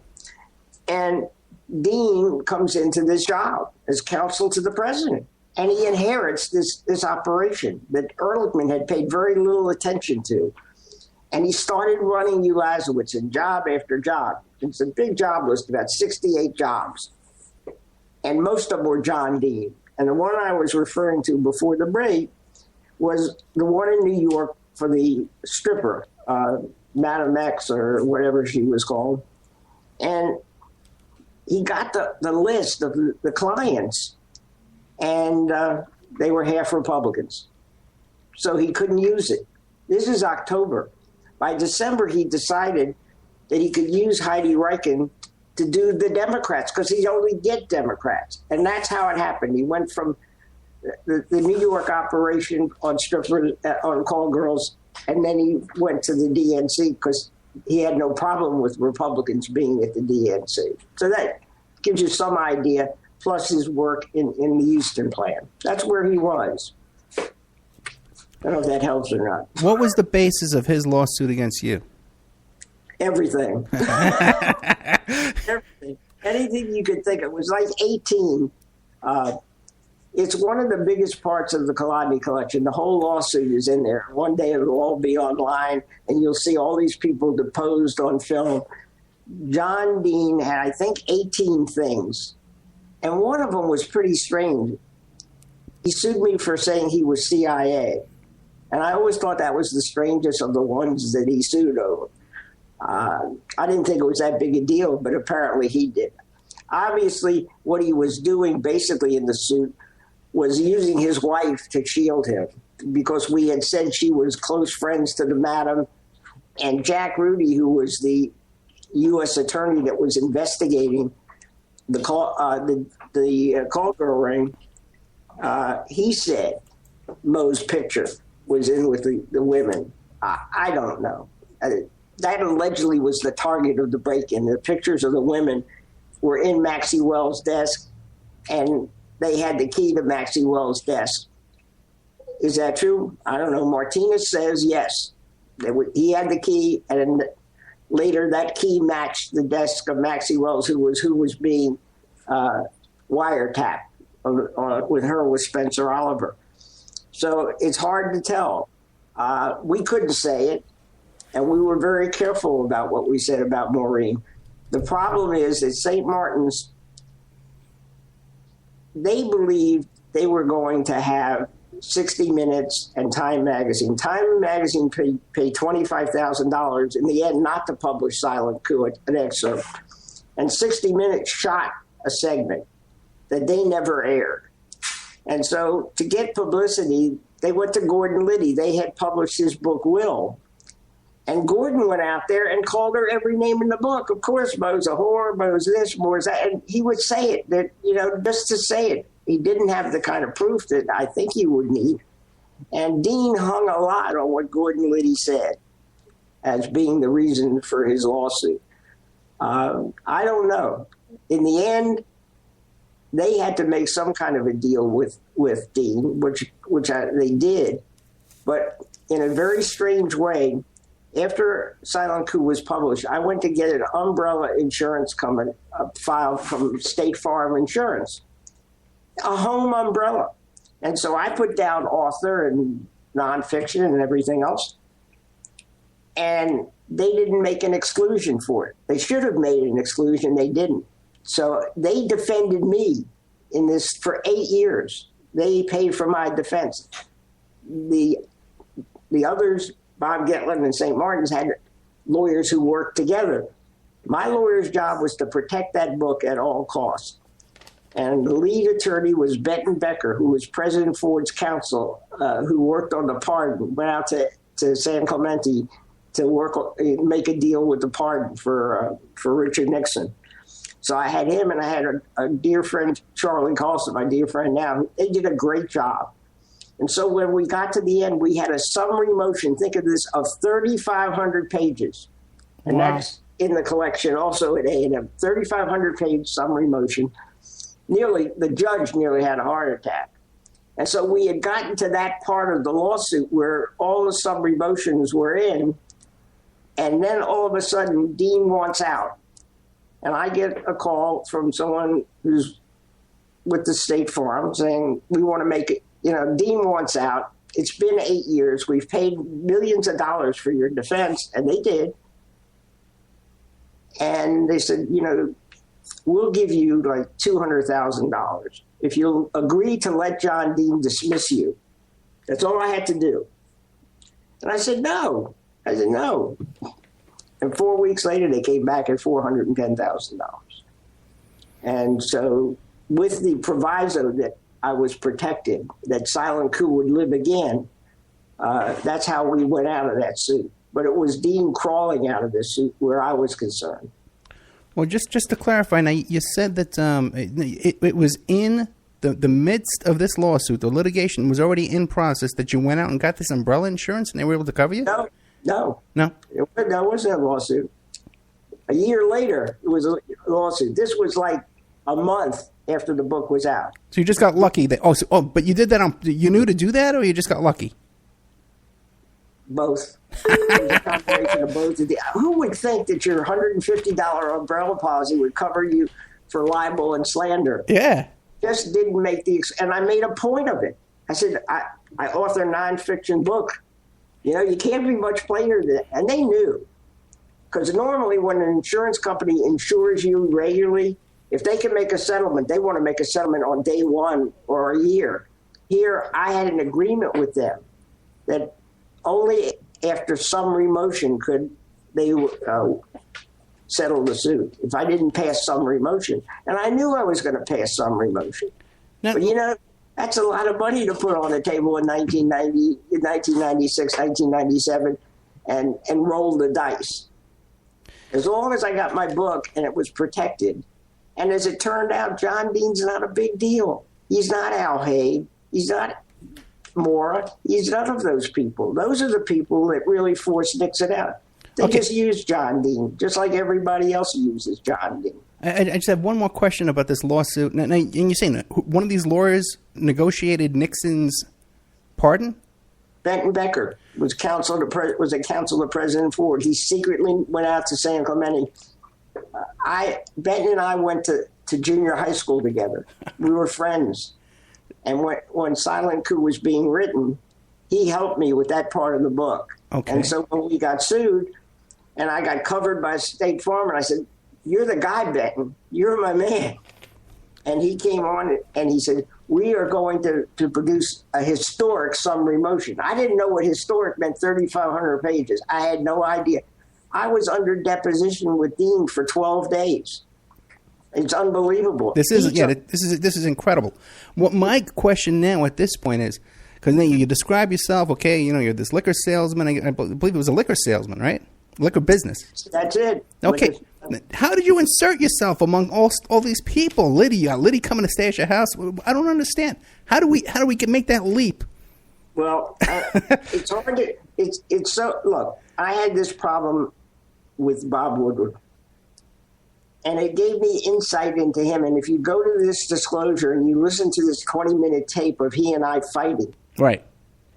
And his first words are, "We're diddling our readers." What they did was, I had tape recordings of being offered jobs by the county if I just played ball with my contract and not make the waves. And so when they fired me, they called me a disgruntled job seeker. And I said, "Wait a minute, you're the guys that were offering me jobs." So Woodward is the Metro editor for the Post at the time. And his reporter, Loretta Tafani, who would go on to win a Pulitzer Prize, they wanted me to give them the tapes so that they had the story. And I basically said, "No, I'm not going to do that. I'm going to go under oath. I'm going to go to a notary, and under oath, I will testify about these job offers and everything else. And you can give it to the county council, and I'll give it to the press." Next thing I know, I get an invitation to come down to the Post. And you go down to the Washington Post, it's like, in those days, like walking on a movie set. It's right out of All the President's Men. And her editor was David Marins, who also is now famous and writes books and so on. And come on, Len, trust us. You can trust us. So while we're having this conversation, like the movie said, in comes Bob Woodward, and he just waves. He doesn't say anything. He's just like, "You're here, hi," you know. Eventually, we arranged a deal where they would be able to transcribe it, but they couldn't use the transcripts without my permission. Okay. So I go and do November, like 17, 18, or 19. I go and 1980, and I go down and I do this and I give it out and I look in the Post and Colodny gave a deposition, blah, blah, blah, and I paid no attention to it. The next morning, they run up another big story where this county executive, Gilchrist, is like, and I look at it, and I don't think anything. Then I get a phone call from a councilwoman in Montgomery County. Says, "Len, have you read the Post this morning?" I said, "Yeah." "Look, you got one hell of a memory." And I said, "Esther, what are you talking about?" I went and looked, and it said from my deposition, and instead they took the tapes. And they left the "us" and stuff in it, so you would know it was tapes. So I called Tafani up, and I said to her, "What the hell's going on here? We had a deal. You can't use the transcripts, unless I give my permission." "Well, Len, why don't I'll have David Marins call you." 10 o'clock in the morning, David Marins is on the phone. "Len, no, you used the tapes." This went on for like 5 minutes. So he says, are you going to be home the rest of the morning? I said, yeah. He said, I'll have Bob Woodward call you. So I said, this is going to be good. So I went and got my tape recorder. I said, this has got to be classic. So Woodward calls, and Len, we're diddling our readers. Everybody's calling up and saying those are tapes. And we got to tell them they're tapes. He said, there's us in it. I said, Bob, you did it. You let the horse, and this goes on for 20 minutes. And I said to him, those tapes are illegal in Maryland. You can, go to jail for that. Oh, Len, no, you're wrong. I said, Bob, you can hear it on tape. Get a phone book. Just an ordinary phone book, says Woodward. Yeah, the great Bob Woodward. Go to the phone book, and sure enough, we read the section where it's a felony. He says, don't pay attention to that. I know from Watergate. He says, I know it's a traffic ticket. That's all it is. You have $10. And what is he talking about? And then he says, well, we can say they're tapes, but we can make it look like the state's attorney's tapes. What are you talking about? This is the great Bob Woodward. Right. And I'm thinking, this is nuts. This guy is really a piece of work. I thought he was a friggin' hero. I'm thinking, my God, and now he's exposed for everything. And that's what started it. It started this crazy journey, thanks to Bob Gettlin, who stuck with me. And somehow I went from liquor salesman consultant to best-selling author. And I'm thinking, how the hell did that happen? But it all starts with, if you go and read the story.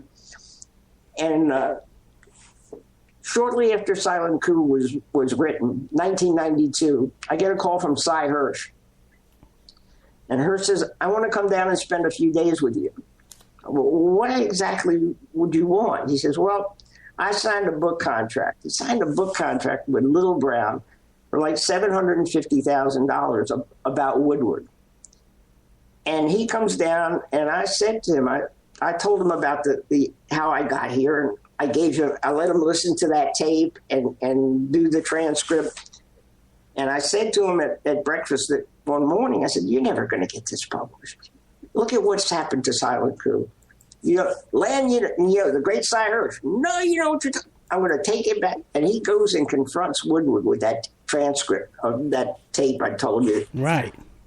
And Woodward says, oh, that's a lie. The transcript doesn't. And Hirsch says to me, he says, he's a fucking embarrassment to our profession. Watch your language. Never got published. Another book in its place. Cy got to keep the money, but he wrote a Kennedy book, the worst book he ever wrote about Chapman. And the Woodward book disappeared. They went after him tooth and nail. He was getting hit so many different ways, and in the end, it's sort of the book went away, and it was a wonderful profile piece at the Washington Post about how great Cy Hirsch is.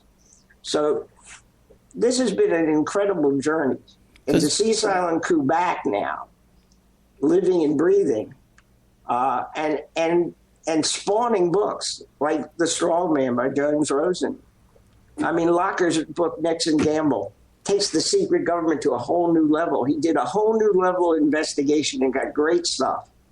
So this story is far from over. So basically, you had a beef with Woodward about something totally unrelated. But you had this kind of had this dirt on him that he was doing this sleazy stuff, and all of Woodward's enemies came out of the woodwork and wanted to talk to you. He said to me, "You know what, Len? You can trust me. You can trust me." Referring to Deep Throat, without saying Deep Throat. How else would I know to trust you, Bob? That's the only thing I know about you and trust is this mystery source of yours. So it was shocking. Now, did I have something? I thought I had something historic. And I thought it was just going to be a book about him. But he's just a peon in this. He's just, when we interviewed him, we had called him the cat's paw because that's what he was. He was Al Haig's cat's paw, Moore's cat's paw. That's who he is. He's not a journalist. He's not some kind of hero. He was a cat's paw for these people. And he got very upset when he read that in the description. What about being a cat's paw? Well, maybe not. Who knows? Yes, he's a cat's paw. That's what he was. So two of the biggest characters in Watergate John Dean, he wrote a fairy tale. John Dean, I said to John Dean, no, I want to ask you some questions about this. And he says, well, you got to read everything. Before I could read everything. So I went back, I read his book, I read his testimony. None of it matched. Absolutely zero. And I will go back to him. You can hear it on tape. And I confront him with a lie. And he says, you can't believe my book. I didn't write that. The editor, Alice Mayhew, who does Woodward's book, she did it. So I called up Alice Mayhew. And I said, John Dean says you put these lies in his book. And she said, no, he's a liar. That's all on the website. You can hear it under the John Dean section of the... Hey, Alice Mayhew, she's not related to Bob Mayhew, is she? I don't know. Okay. But I know she does Woodward's books, and she did Blind Ambition. So here you have an author saying you can't believe his book. You have to listen to that tape to appreciate what John Dean was like. And I mean, it was a series of lies. I don't go into each one now because you can hear it for yourself. But all of a sudden, everything changed. Now, he wanted to write the foreword to my book. He was going to help me with my book. And then when I confronted him, I said, you said this here and you say something else here. He says, I stand by what I said under oath. Of course, that's what you're going to say. But to say that finally, under oath in the lawsuit, he claims it was made up by Taylor Branch, the Pulitzer Prize winning. He made up the lies. They were all smoking dope, and he made up the lies and put the lies in his book. Front of his book says, this is the true story. I would go on a lie detector for everything I said in this book. And then he says, oh, no, not this book. Blind Ambition's gone. Forget it. So fairy tale number one, and as Ray Locker does in Nixon's Gamble, he takes care of fairy tale number two, which is All the President's Men. Yeah, and when you see these anniversaries of Watergate, they portray Dean as the hero who testified and couldn't had to tell the truth. He was their little. They just. Yeah. So he was the little man who was messing in the big time and got caught, and then they used him. He doesn't. He's not in the power fight, but the people in the power fight who want Nixon gone. They would back John Dean. They knew John Dean was lying. They knew on the tapes. And you'll read in 40 Years' War and in Nixon's Gamble that Haig knew all along what was on the tapes and knew that anytime he wanted, he needed to get the tapes out. So what do? Hey, send Woodward up to the Senate, and he'll say, call Butterfield. He did it in May of 1973. Nothing happened. After Dean testified, a few days later, up comes again Bob Woodward. By the way, Scott Armstrong, the chief investigator for the Watergate Committee, that's his friend in high school. He got him the job, Scott Armstrong. So it's all very tight and connected. Woodward got Armstrong the job? Yeah, Woodward. Oh, brother. Sam Dash went to Woodward when the committee was formed and said, we'd like you to be our investigator. Woodward says, I can't do that, but I got a guy for you. I mean, everybody was wired. Which is one of his books, Wired, which also in the collection is Judy Belushi telling me what she thinks of Bob Woodward. So it has a rich history. Judy and I sort of commiserated with each other what it was like to deal with Bob Woodward. And she sued Bob Woodward, and they settled in the book Wired. Woodward came to Judy Belushi. Judy Belushi went to Woodward because they both grew up in DuPage County. And so she comes and wants to know how her husband died. And since Woodward is the great investigator, she calls Woodward and asks him to investigate John Belushi's death. So Woodward was thinking he'd publish it in the Post. That was the deal. He didn't get it and get the story for the Post. So he sits down with her and he takes pictures and he takes notes and all this, and he leaves. And next thing she hears, he sold the book to Simon & Schuster, called it Wired. She went crazy. I mean, there's a whole record, Rolling Stone and all kinds of articles, and she sued him. He used the pictures that she gave him for, just like I had the tapes, he used the pictures in his book that she gave him to investigate. I mean, what do you think his motivation was to kind of steer that the Belushi story off in the wrong direction? Who knows? Who knows? He took over as Metro editor of the Post. This is a guy that was never a journalist before. Right, that's right. I keep forgetting, yeah. So now we're going to make him the head of, he's going to be managing editor one day. And no sooner than he's in, Liquorgate happens. And then little Jimmy happened. This little dope addict at 8 years old. This Janet Cook wrote the story. And Woodward was the editor. Marinus was the editor.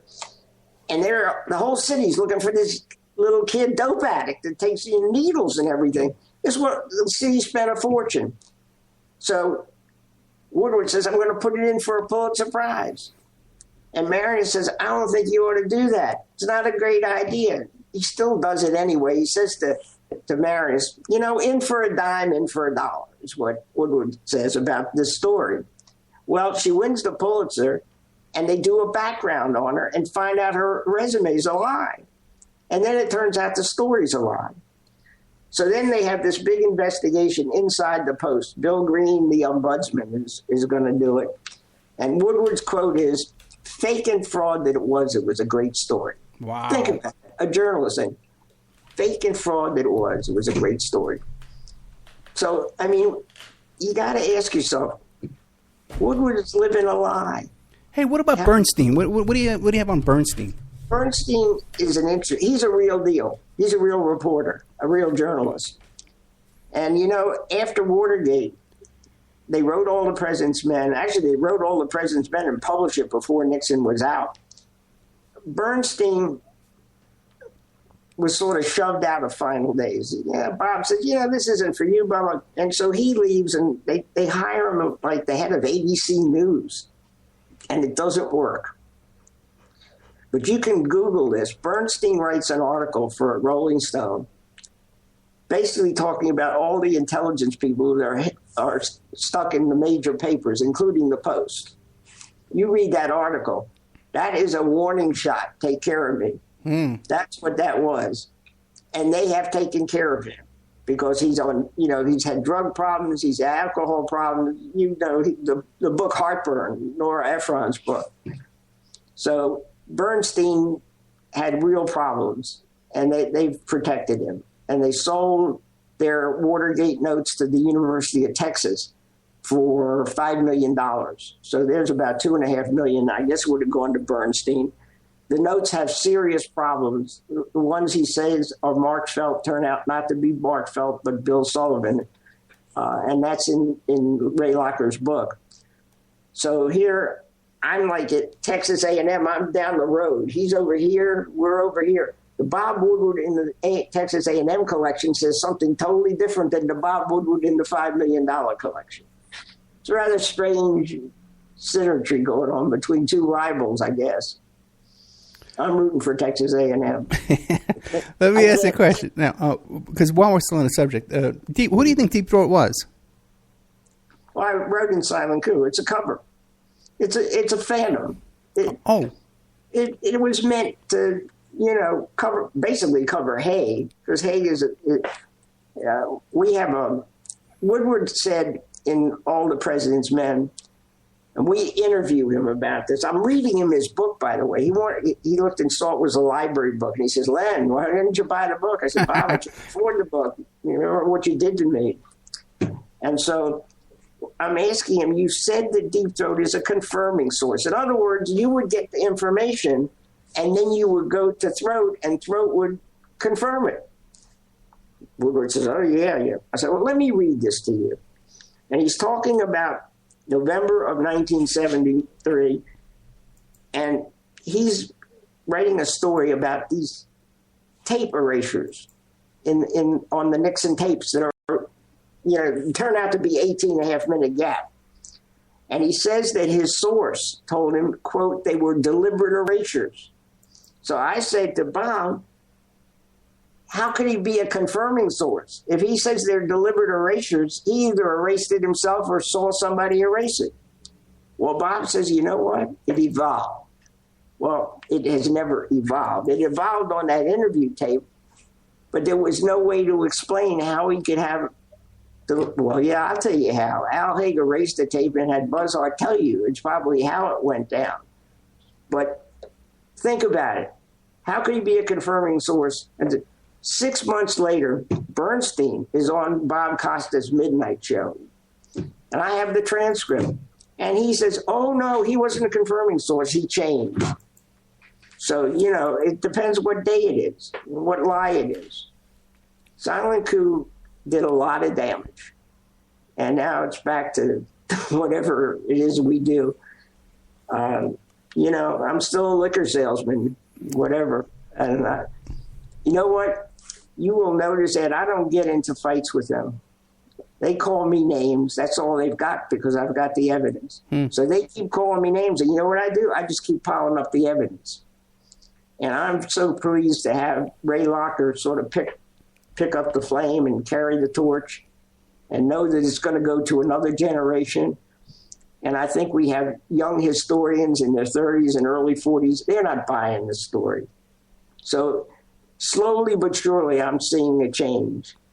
And a change of emphasis, because it really is about today. That power that Nixon took is still in the White House. It's still the person who's national security advisor has more power than the person who's Secretary of State, because they're with the president all the time. They have his ear. And that was the idea. Nixon wanted all that power. Everything went through Dick Nixon.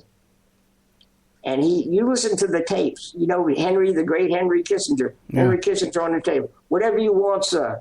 Mr. President, yes, you're brilliant, Mr. President. It's a great idea, Mr. President. Listen to it. You'll hear it over and over again. Yeah, the great Henry Kissinger. Yes, Mr. President. Whatever you say, Mr. President. So now, this secret government that initiated with Richard Nixon through the NSA and the NSC. It originated with a directive signed by the president called NSDM2, which reconfigured the National Security Council. In the days before, when Nixon was vice president, that's where he got the idea and saw how it worked. The reason we had a National Security Advisor and Council was so that the competing departments would report to them, and the president wouldn't be getting hit from all different sides. All the information would be put together and given to him. What he did is he changed it to where all that power that was coming to him now was him. And he could do whatever he wanted because, hey, you think Bill Rogers knew he was negotiating with the Chinese? Not a chance. Look at how surprised read the books, how surprised everybody was when Kissinger pops up in China. He supposedly had a bad stomach or something in Pakistan. Next thing you know, the guy's in China. Our enemy, the people we're fighting in Vietnam. Yeah. Here he is. And then, at the same time, he's secretly negotiating a ballistic missile deal with the Soviets. That deal passed 98-0 in the Senate. That's unheard of. Nixon took so much power for the presidency. It's dangerous. If it were me, I'd have the National Security Advisor confirmed. That would be one of the solutions to what is a real problem. Yeah, actually, I didn't even know that they weren't confirmed. I assumed that they were. No, because they have the president's ear. It's executive privilege. So you can't call them and you can't make them tell you anything. You could call them, but they're only going to tell you what they want to tell you. And so the Congress has been basically taken out of the war business. Look at, we're in war for 15 years. Where's the Congress? He doesn't need the Congress. My question for you, though, is it the same policy decision makers in this secret government since Nixon that have been in power throughout Clinton and Obama? Like, it doesn't change whether Democrats or Republicans get in there? I wouldn't say that. The power is there. The president inherits, each president after Nixon inherited the power. Reagan understood it because Haig, one of the people in the secret government, was now his Secretary of State. And of course he got in trouble, with the administration. And who comes to his defense? Bob Woodward. Bob Woodward has his secret notes. When Haig went to be confirmed, the Senate wanted to hear some of the Watergate tapes to see where Haig was in all this. Woodward writes this big thing, op-ed piece, Don't give them the tapes. There's no way that they should get the tapes. I mean, it's every time Haig has something, there's Woodward with him. So, and look, Woodward has played a role for years. He's like a stenographer for them. They trust him. They know what he's going to write. And some of it is pretty serious stuff. Remember when Obama came in, he had this big review of our position on Afghanistan, what we were going to do with Afghanistan. And it went on for months. And the question was, is he going to cut back the troops or what is he going to do? And there was all this speculation. And General McChrystal, you remember General McChrystal who got fired by Obama later? Yeah. He's over there, and he's doing the military plan that's going to be presented to the president, which would have raised the troops to about, I don't know, 70, 80,000, something like that. Mysteriously, that secret plan that the president hasn't even seen ends up in the hands of Bob Woodward and printed on the front of the Washington Post and traps the president. Now he's trapped. The military number is out. Joe Biden is arguing for getting it down to 10,000 special ops, and they're arguing for another surge. The last surge was so successful, we should do it again. And Obama made the biggest mistake of his first term when he went with 40,000. Didn't have to. This is, you know what this is? This is perpetual war. All right. There's no end in sight. So this power of the president to go to war, to go into countries without congressional approval, to go kill somebody with a drone in another country without congressional approval. What was the Constitution all about? About making war. The Congress has the right to make war. President is the commander-in-chief.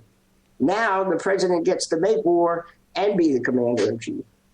And I'm not saying this is criticism of Barack Obama. I'm not happy with what he's done over there. I think it's time to get out of there. But the bottom line is he got the power. It got passed and passed. Different men, and sometimes the same men, depending on the administration. If Reagan administration, then you got the George W. Bush administration. I mean, you got Cheney, who was Secretary of Defense to George H.W. Bush, and he becomes, I don't know, the crazy man in the George W. Bush. I mean, they're nuts. Yeah. They had absolutely no idea what they were doing. But you know what? They had the power to do it. And the Congress sat there pretty much theirs. Okay. What do you do? So I know it's tempting to say, oh, there's all these people that manipulate and they go from it. Yes, that is true in some cases. But generally, if you don't have the power, it doesn't matter who they are. It's the fact that they have the power. And the Congress needs to take some of that power back. But I don't see it happening anytime soon. That's sort of off the subject. I'm sorry. No. This is good stuff. But I want to clarify some stuff with silent coup. Now you say that let me see if I have a gist of this. Okay, now that Nixon was creating the secret government, he was consuming power, and at these military guys, Morehouse, who were they again? Admiral Moore, chairman of the Joint Chiefs. Right. And the other one? Well, there were two admirals involved inside the White House. One was Admiral Rembrandt Robinson, right? And he went out and went to war, and was killed. And he was replaced by Admiral Wellender. Admiral Wellender was Woodward's commanding officer, and the third person in the ring was Al Haig. He was the one that was telling them what to steal.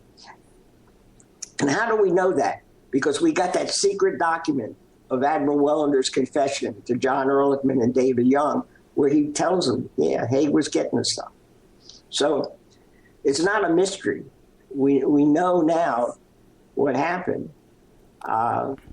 It's pretty straightforward. They did not know what he was doing. And they thought they wanted to win the war. This was a big issue, whether you were going to win the war or not. And the military was under the belief that Nixon was going to come up and let them win the war. More people died in that war under Nixon than under Johnson.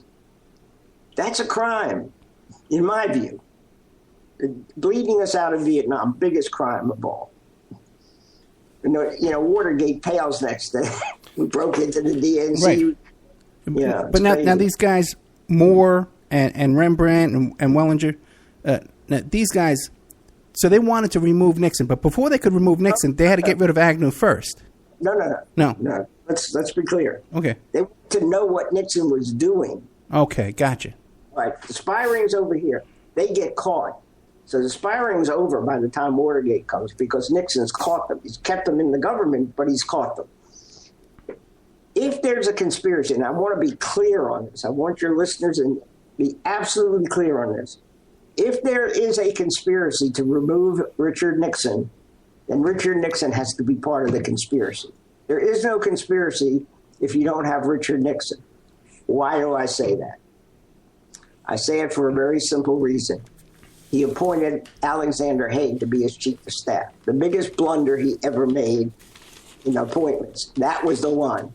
The guy in the spy ring now becomes his chief protector. Think about it.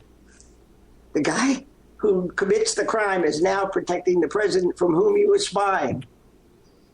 He wanted Nixon gone, and his friends wanted Nixon gone, but without Haig and chief of staff, it doesn't happen. So this big conspiracy, if it were to exist, Nixon has to appoint Al Haig for it to happen. And he was given a choice. He wanted John Connally from Texas to be his chief of staff. Bob Haldeman talked him out of it. He said, no, you need Al Haig. Take Al Haig. Colson said, take Al Haig. Before he passed away, I interviewed Bob Haldeman, and he said, Len, I made a big mistake. I should have never have made that recommendation to the president. And by the way, the term secret government, as I told you, those words were confirmed to me by the three men closest to the president. They used those words. They confirmed that they had formed a secret government. And they defended the reasons for doing it. You can't trust the Congress. If you do something like they were trying to do, Congress would leak it and it would be dead. They had a very specific reason why they felt they had to create a secret government.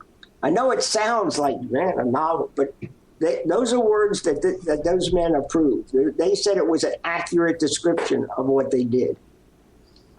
And, of course, that's on tape. Right. So, but I'm not clear. You're saying that Nixon wanted himself removed? No. What I'm saying is, if he hadn't made that appointment of Alexander Haig, if he had picked John Connally, he wouldn't have been removed. Haig did, as you will read in Nixon's Gamble, Haig, step by step, even in 40 Years' War, I call it the Haig administration. What Haig did is he isolated President Nixon for 15 months. Haig was president of the United States, de facto president of the United States. Nobody saw Nixon or did anything that Haig didn't want. The other thing is Nixon was very much taking alcohol, drinking a lot, and taking pills. And I've talked to the people who actually counted the pills every day to be sure he didn't take more than he was supposed to take. He and Ron Ziegler would sit and drink together. Al Haig isolated him.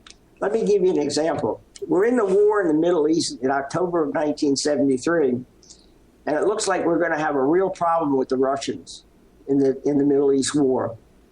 And so there's a meeting called by ostensibly the president and Henry Kissinger, who was then Secretary of State. But the man that really controlled the meeting was Alexander Haig. He had the power.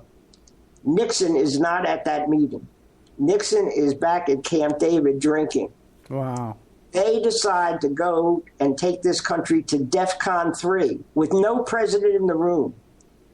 They had to wait till the next morning to get the president to approve what they did the night before.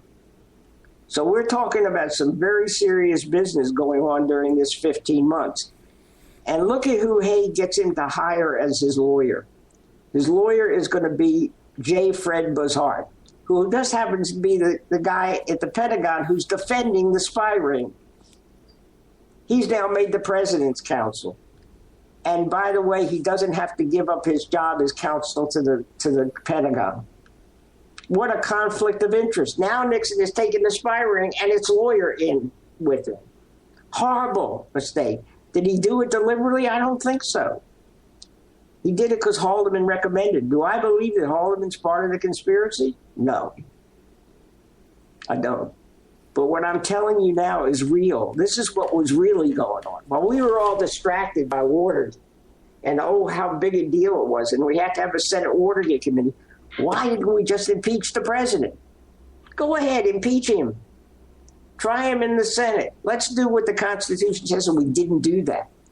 We put this crazy committee together and let John Dean come in there and say anything he wanted to say. It was nuts. Historians will look back at that and say, this country suffered greatly during this period. And then you got Jimmy Carter. And then you got Ronald Reagan. And we went from a middle class that was thriving to a middle class that's being eaten alive. This is no accident. But do I believe this was this huge conspiracy? No, not in the sense that people talk about conspiracies. Unless Richard Nixon knowingly made Al Haig, who, by the way, should have gotten rid of him with the spy ring. He even says on the tape, when he learns about the spy ring, he keeps saying, well, Haig had to know. And before they could close it down, Haig was still there. The guy that paid the price for the spy ring was Kissinger, because he blamed Kissinger for it even happening. And he didn't look at Al Haig. And I know we're not talking about 40 Years' War, because 40 Years' War tells the story basically how Haig, when he was in the administration, was constantly opposing Nixon's policies and trying to undercut him. It's a big story, and it's hard to tell within the framework of Silent Coup. That's why when Silent Coup was over, and I kept asking people, why Al Haig? Why did he even have Al Haig in his White House? And I couldn't find out who recommended him. And then one day I talked to Roger Morris. And Roger Morris said to me, Len, I think it's this guy, Fritz Kramer. I said, he's a football coach at Michigan, isn't he? No, there's another Fritz Kramer in the Pentagon who mentored both Haig and Kissinger. And he had something called the provocative weakness theory. Means you never negotiate with anybody except with a barrel of a gun. And you take power and you fill the power vacuum. You win the war in Vietnam. And this provocative weakness theory, when Reagan became president and Haig became Secretary of State, you know what they call the provocative weakness theory? Peace through strength. Every time you hear the words peace through strength, they're talking about Kramer and his theory and their devotion to it. He is a geopolitical godfather of the neocons. They love him. Dick Cheney worshipped him. When Rumsfeld left the Pentagon, that's what he talked about, the importance of peace through strength, the provocative weakness theory, versus détente. You can't be for détente and the provocative weakness theory. It's impossible. Let me ask you a quick question. Why did Reagan bring in Haig, knowing all this? Because Haig was on his side. Oh. Haig was on his side. He made Kramer his son, put him on the national security staff. No, this was not unknown to people. Knew that Haig had a role in Nixon's demise, an important role. Now, he frames it differently. In Final Days, for which Haig is a major source of Woodward's, they deny it, but that's a lie. But so is everything else. No, he saved the country. By getting Nixon out, he saved the country. He's a hero. No, that isn't true. It's a lie. It was policy. This was a policy fight. Okay. Policy fight that's still going on today. Okay, Len, we got a problem because we only have 10 minutes left in this show. Whatever you want, tell me. I'm asking. I ask the questions for 10 minutes. I'll answer. I tell you, man, this is incredible stuff. I cannot thank you enough. You're a vault of information. How can you sum it up? How can you sum it up in the last 10 minutes? I don't know. I'll tell you a funny story. Okay. When I was in the liquor business, they opened a liquor store there's a shopping area in Watergate where you go out of the hotel and you go into the apartments, and in the circle are all these shops. And there is a There's a liquor store. And I sold private label liquor. And this is 1967, 1968. And I designed the Watergate label for that store. It's a foil label. I have a bottle here. I'll show you sometime. So I devised the liquor label for the Watergate store, and I solved the Watergate problem all at the same time. It's amazing. Anyway, that was just a little side. I guess we sum it up with a joke. Well, you can't. It'll kill you if you carry it with you any other way. I moved to Tampa so I wouldn't be in Washington. I didn't want to be in Washington and do this because you're distracted. And the other thing I found out, I came down here and somebody gave me John Mitchell's office number. So I get to Tampa and what the hell do I have to lose? So I call there, and of course he's in a meeting and can't take my call. Well, I knew that was going to happen. So I figured that's it. The next morning I go out to do some shopping and come back, and my daughter says, John Mitchell just called you. I said, God damn it, this works. This is cool. So I called John Mitchell back, and I said, look, I'm Len Colodny, and blah, blah, blah. And by the way, did you know Bob Woodward worked in your White House? And he got hooked. That hooked him. Once he heard that, and once I could prove it to him, here's my nighttime number, my daytime number, when I'm on vacation number. Oh, who do you want to talk to? Agnew? I'll take care of that for you. Wow. John Connolly, I'll take care of that for you. Got, Haldeman, who rarely talked, was getting me people, and so was John Ehrlichman. There's a documentary called Eye of the Storm that I helped do part of it with John Ehrlichman. So I got to know these guys pretty well, and I didn't kid myself. These aren't the guys that were in power that I was talking about. These are people that were kicked out of power or went to jail. They're not all powerful. And, John Mitchell would say to me, well, I didn't authorize those wiretaps. And this went on for like a year and a half. And then I finally said, John, I'm looking at your signature. Okay, Len. Yeah. I probably did. They came in a group. Huh? Well, okay. So I will tell you this. Journalists who think they're prosecutors are horrible, and there are too many of them. I don't prosecute anybody. We have conversations with each other. You would be surprised what you learn in a conversation that if you come in and you hammer them like you're a prosecutor. And I see it every day on television. This country is being fed crap all the time on television. Cable is horrible. And so you listen to my tapes, and I had journalists say to me, you're too easy on them, Len. Yeah, well, People say the same thing to me, They don't understand. No, they don't get it. They don't get it. But let me ask another question, too, real quick, because it always seemed to me the pivotal part of the whole Watergate and Nixon leaving the White House was first they had to get rid of Agnew, and they brought in Rockefeller. Well, what do you make of all that? Well, let's understand, and Ray Locker's working on this right now. You couldn't get rid of Nixon until you got rid of Agnew. Right. Nixon knew about the Agnew problem as early as April. Haldeman told him it's on the tapes. Nixon did not want Agnew gone. The joke in the White House was Nixon would never go as long as Agnew was vice president. Right. So there was no reason for Nixon to want him gone. But the night after Haig learned the details of the Agnew thing, there was a leak to the Wall Street Journal. Jerry Landauer got the leak. Jerry Landauer, who, when he was alive, claimed to be Woodward's mentor. The other guy that got that leak was Richard Cohen at the Washington Post, who says he got it from Woodward, who got it from Deep Throat. And they published the next day, and all hell broke loose.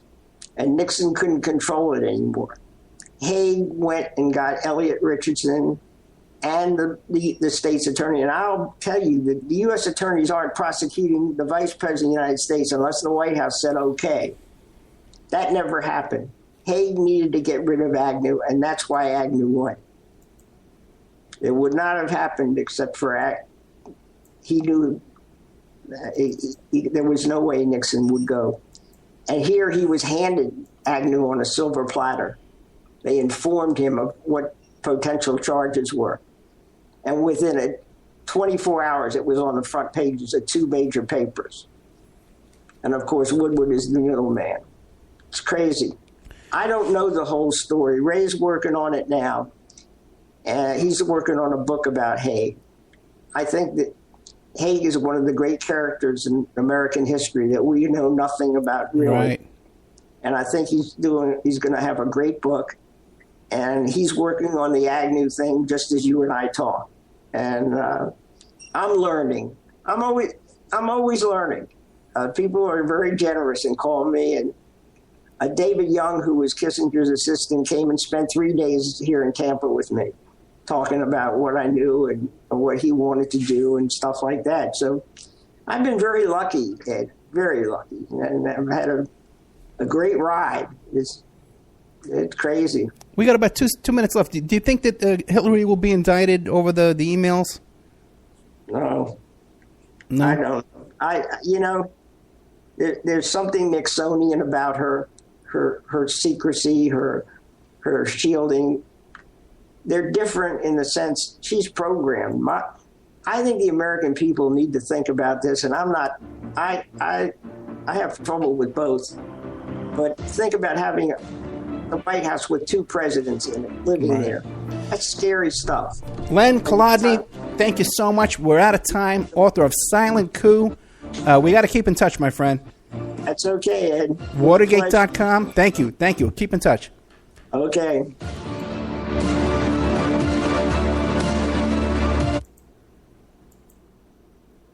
Okay, guys. All right, we got a few minutes left. That was Len Colodny, author of Silent Coup and also 40-Year War. Incredible stuff. And that's the kind of guy. Listen, guys, you know me. I love, I'm just fascinated by Watergate, that whole period of time. I believe these 2 events, the Kennedy assassination and Watergate, there was something that happened during that period of time that changed this whole government, changed our way of thinking, changed everything, the way we live. It needs more exploration. And thank God, we're lucky to get people like this guy, 78 years old. We're lucky to get him, you know. And you guys know damn well, I'm going to be hitting him up for Judy Belushi's phone number. And I got a list of names here we're going to be going after. So God bless Len Colodny, author of Silent Coup. And he's already sold some books because we see in the chat room some people already saying that they bought his book. So thank you so much. By the way, guys, too, remember, too, it helps us, too. We get these guests. And the reason why they come on the show and come back is if you buy the books. And, of course, it helps the Opperman Report if you click on the link, on one of the links that I put up, and then we get a little percentage of the Amazon.com sale. Next week coming up, I'm exhausted. You guys have no idea how tired I am after this trip up there visiting Hank Harrison and traveling with the Bernie campaign and stuff. And the letdown of everything, and seeing the way Bernie got stabbed in the back the other day by Obama, that bum. Next week, we're doing a show on Adam Walsh and John Walsh. I think it's called something witness, justified witness. I forget. Oh, you know what? I might have it pulled up here. So it's a whole new theory that somehow Jeffrey Dahmer was involved in this murder. And there's some weird stuff going on around that whole thing with Adam Walsh and that. The guy he flew into and when John Walsh came down and spoke at the PI convention, he flew in with the guy who was behind. I talk about the story about the Cynthia McKinney investigated the case about the voter suppression in Florida, and the president of IRB is the guy that John Walsh flew in, and he has a kind of an interesting background, some kind of drug smuggling background as well, and Walsh had some kind of interesting background as well too. Personally, I liked him. I met him for like 5 seconds. Hey, Mr. Walsh shook his hand. But when he gave his little story of his life there and the search for Adam, I liked him. He came off as a likable guy. But let's hear what our friend here next week has to say. Also, too, on Tuesday morning, I am going to be interviewing Kathleen Willey, who claims, I believe her claims that she was raped by Bill Clinton right after her husband was killed. So she was molested by him or assaulted by him in some possible way. So we have that coming up on Tuesday. It'll probably go into the members section. I don't know what. we're definitely going to have more here with Len Colodny. You saw him. He's agreed before I even put him on the show today. He agreed that to come back, so I'll have him back for sure. What else is going on? Member section, guys. We need the support. Remember I talked about before we left. I said, hey, next month's going to come, and the rent's going to be due. So it takes about 30 days for that money to come in from Tiny Pass if you become a subscriber. So even if you just subscribe this month just to help me out for $6.99 for the 1 month, that's a big help. We can really use that support. I got to get new tires for the car. A lot of stuff we got to do, man, to really get this ball up and running here the way I want it to be. I am back from my trip with a renewed respect for this show and for what we're doing here and for what I'm trying to do here. I've been encouraged in several different ways that I'll make clear to you in the future. There's a lot of stuff I want to talk to you about with the Bernie campaign and a lot of stuff that went on way back when the caucus was here in Nevada. And so there's a lot of backstory here that's going to come out after things are straightened out. All right, guys, we're out of time. I'll talk to you next week. Thank you so much.